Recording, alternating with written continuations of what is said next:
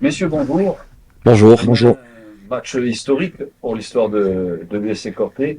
Président, comment déjà vous sentez avant la réception de Nice?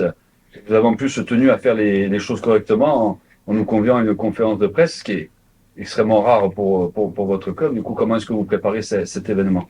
On essaie de le préparer du mieux possible. On travaille d'arrache-pied avec mes amis dirigeants, avec toutes les forces vives du Cortenay, pour essayer de faire une belle fête demain soir à Foriagne et pour tout mettre en œuvre pour donner une bonne image de notre club et aussi avec le staff pour essayer de bien préparer la rencontre et faire honneur à nos couleurs et faire plaisir à nos petits supporters. Jacques Colomban, Nice, c'était quasiment l'adversaire rêvé dans ce contexte, une équipe de Ligue 1 qui plus est, qui a une histoire avec la Corse. C'était quelque chose de très important pour vous d'avoir un aussi gros pourcent de suite, c'est ça?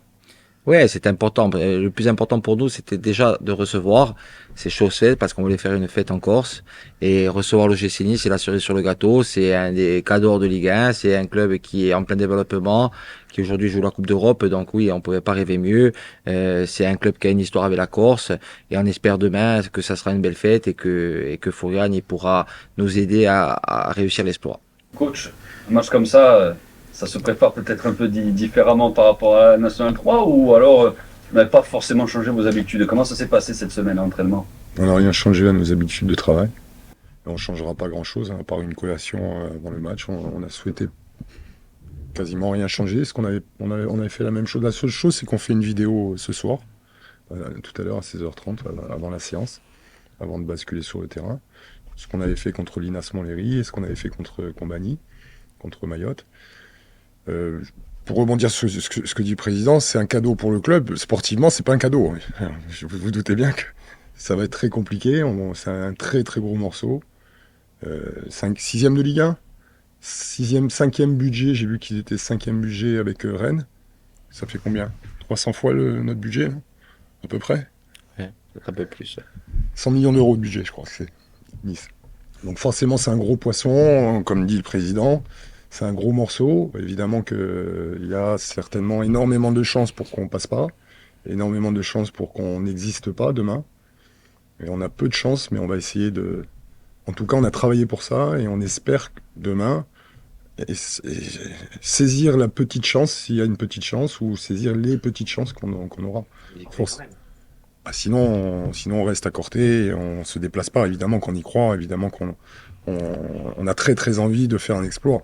Mais bon, il y a beaucoup plus de chances pour qu'il y ait pas d'exploit. Vous êtes d'accord avec moi? Je pense pas qu'il y ait quelqu'un qui dise qu'on a aujourd'hui, on n'est pas favori forcément. Qui plus est que cela arrive dans un contexte sportif un peu difficile pour Corté en National 3. Ouais, parce qu'on est dernier aujourd'hui. C'est une situation qui nous inquiète, que ce soit le président, les dirigeants, l'ensemble des dirigeants, l'ensemble du staff, les joueurs. On est vraiment très inquiets. C'est difficile. Alors c'est bizarre parce qu'on a deux visages. Un visage en championnat où on souffre énormément et jusqu'à maintenant on a eu un visage en coupe. On était plutôt conquérant, plutôt consistant. On espère que demain ce sera encore le cas.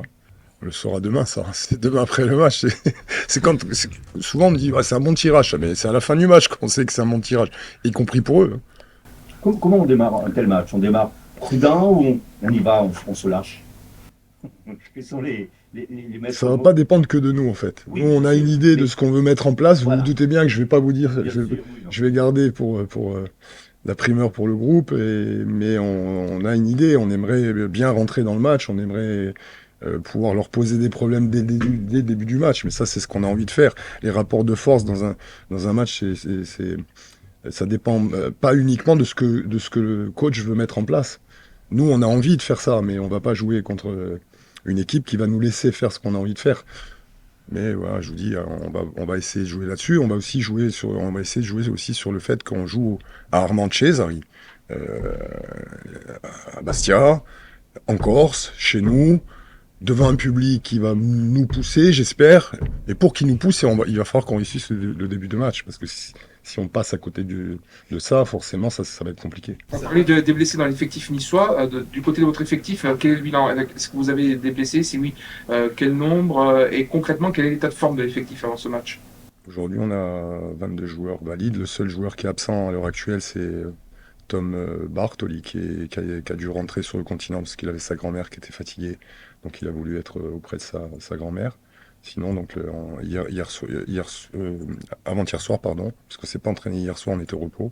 Avant-hier soir, on était 22 à l'entraînement, puisque Tom est encore avec nous, il est parti mercredi soir. Vous avez parlé de vos 22 joueurs, mais c'est un match pour vos 22 joueurs, mais aussi pour l'histoire de tout un club. Oui, ben, c'est un match pour l'histoire de tout le club. Écoutez, nous, ce que je peux vous dire, c'est que nous, on y croit fortement. Bien évidemment que Nice est favori, et moi, je crois aussi à la magie de cet endroit. Aujourd'hui, le petit Poucet Cortenay, ce petit club du rural, du village, avec 70% de joueurs corses dans l'effectif, on se dit que, je sais pas pourquoi, mais moi j'y crois énormément et je me dis que avec la magie de Fourier et la magie de la Coupe de France, on va réussir l'exploit d'arriver en 16e, mais ça sera pas que l'exploit du Corté en fait. Ça sera l'exploit du football amateur corse, parce qu'aujourd'hui, je crois que à travers notre parcours, il faut féliciter tous les clubs amateurs en Corse, que ce soit dans les championnats régionaux ou dans les championnats nationaux.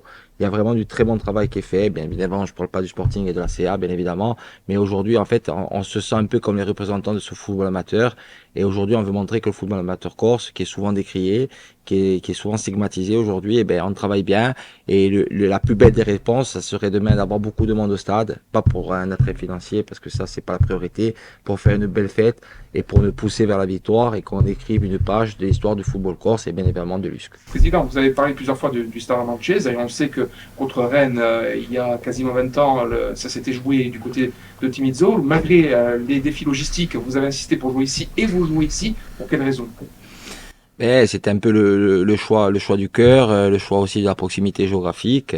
Aujourd'hui, on voulait jouer à Armanchese parce qu'on sait que c'est le stade qui peut nous permettre de réaliser cet espoir. C'est le stade qui a vécu, où la plupart des Corses ont vécu de nombreuses émotions, et c'était aussi important pour nous d'être ici parce qu'on sait que demain on va vivre des émotions. Et c'est aussi pour ça qu'on s'occupe de football et voilà. Sinon, vous parliez du public. Est-ce que vous avez une idée de l'affluence Alors à aujourd'hui, on considère ça comme c'est les prémices des réservations. Je crois qu'on est à quasiment 4000 billets vendus, donc on va attendre un peu de voir ce qui se passe. On espère le plus de monde possible parce qu'on aura besoin de ces nombreux Corses pour nous soutenir, pour nous pousser vers la victoire et pour essayer, je vous dis, de créer cet espoir. Mais en tout cas, nous, aujourd'hui, on y croit, peu importe l'équipe qui aura en face. Aujourd'hui, on sait que Nice est diminué, mais c'est un gros centre de formation, c'est un des meilleurs centres de formation de France. C'est un gros budget, c'est des effectifs énormes, donc on aura une grosse équipe en face de nous. Aujourd'hui, la logique voudrait que ça soit le GC Nice qui remporte cette victoire, mais moi, je vous dis que demain, je crois en ce groupe, même si on est dernier du championnat, même si on fait des contre-performances régulières et on a des performances en dents de scie. Moi, je crois en ce groupe. Le plus important, c'est le maintien, bien évidemment.